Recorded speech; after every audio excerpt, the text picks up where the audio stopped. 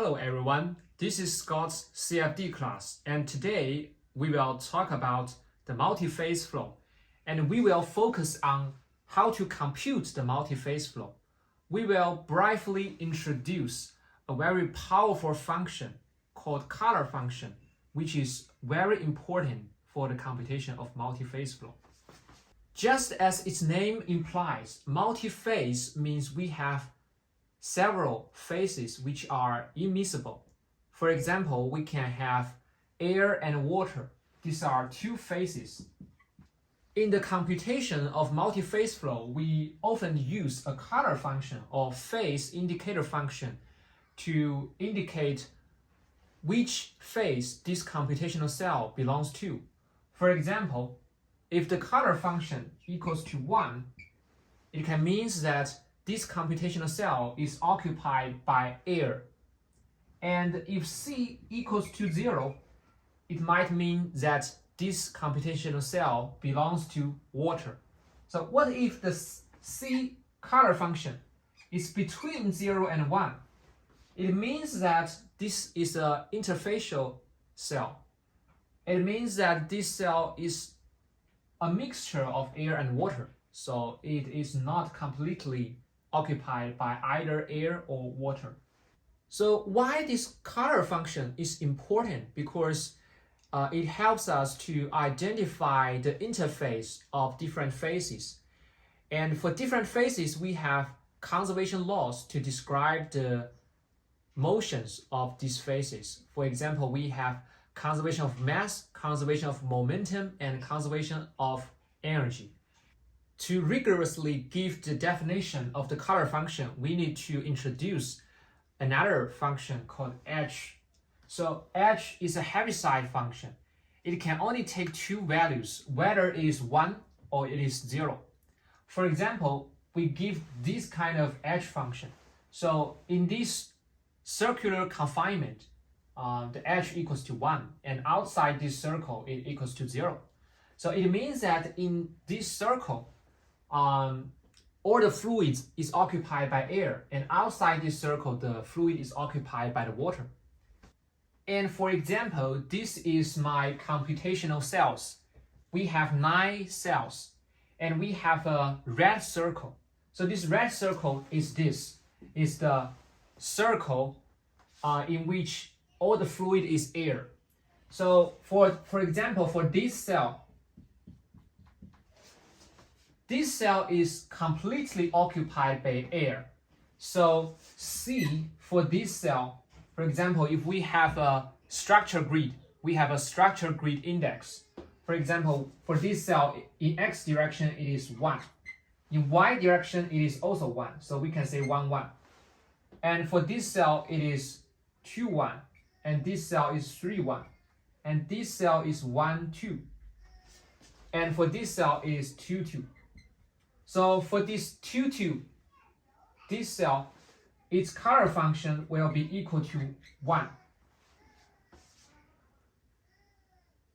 And now you have to focus on some interfacial cells. For example, the 1, 2, it is just partly occupied by the air. So this C1, 2 will be between 0 and 1. Now let's give the mathematical definition of the color function from this h function. We use a finite volume approach. So it has very good property of conservation, and it defines every quantity as its cell averaged value. So we can define the color function as the cell averaged value of this h function. So Cij, that is for the ij's cell, it equals to the h function cell averaged value. This is, we integrate the h function in this ij's cell, and then we divide by its area, so we get its cell averaged value, that is the Cij. Note that at any location in two-dimensional domains, the h function corresponds to a value. So we can integrate it in a domain continuously. But notice that h can only take two values. 0 or 1. But the Cij corresponds to a specific cell ij, and it can take value 0 and 1, and it can also take a value between 0 and 1. And then we want to know what governing equation can describe the time evolution of the color function.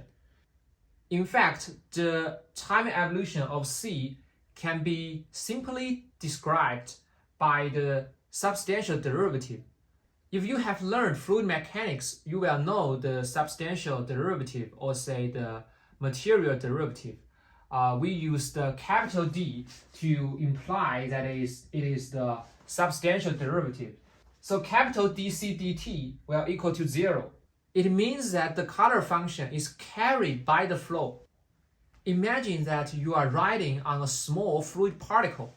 When the fluid particle moves, the fluid particle will not change from the phase A to phase B.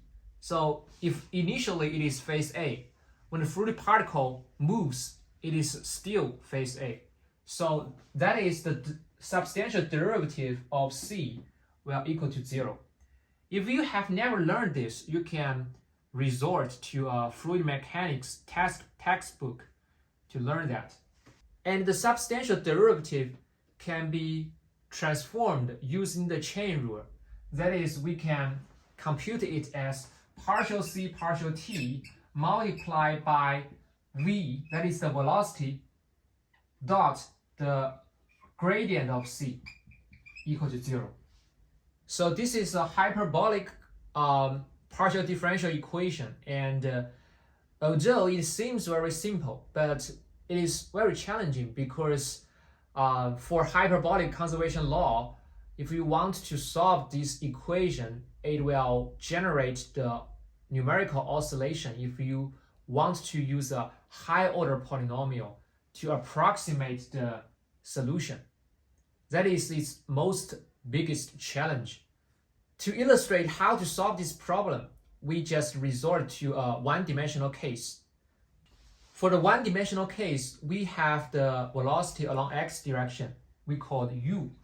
So partial c partial t multiplied by u partial c partial x will equal to 0. If we assume that the fluid is incompressible, so the incompressible flow corresponds to divergence u equals to 0. It means that the mass is conserved for the incompressible flow. For one-dimensional case, this can be translated to partial u partial x equal to 0.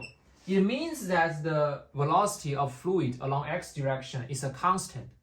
We can write this equation as conservation law. That is, we can plug the u inside C. So we can write it as partial c partial t plus partial f partial x equal to 0. And the f is the flux function. We often call it flux function in conservation law. So f will equal to u multiplied by c. So u is a constant because we assume that it is incompressible flow.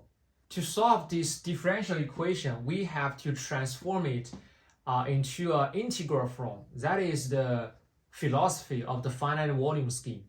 So let's do that. We integrate it inside the cell J. So in Ij, we integrate it. And then we integrate it with time, that is dt. We integrate it from t to t plus delta t. After some manipulation, we get Cj n plus 1. That is the Cj at time n plus 1 will equal to the Cj at the previous time, that is time n, and minus this integration. So what does this mean? It means that for cell Ij, how does the fluid volume of cell Ij change? It depends on how much flow flows into it and flows out of it. So Fj plus half, that is at this interface, how much fluid flow flows out, and at this interface, how much fluid flows in. For this problem, we just assume that u is bigger than 0. And we want to use an upwind scheme to compute this problem. So the upwind scheme always use the fluid property on the upwind side. For example, if we want to compute at this location the value of C, it depends on the value of ij minus 1 and ij, that is cj minus 1 and cj. So we always want to use the upwind value, that is for this j minus half we use cj minus 1. And for this interface we also use the upwind side, that is we use the cj. So fj plus half will equal to u multiplied by cj minus 1, and fj minus half will be equal to ucj. So if we integrate the time just naively, that is the delta t multiplied by this value, we can get a very simple upwind scheme, that is the u delta t over delta x minus, that is cjn. So we get this naively upwind scheme. This scheme, although is very simple, it has a very important feature, that is it will not generate any oscillation near the discontinuity.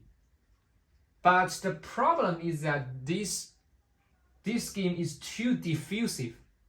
It means that it will smear out the discontinuity. For example, the C, the value of C is like this initially. That is, there is a discontinuity here.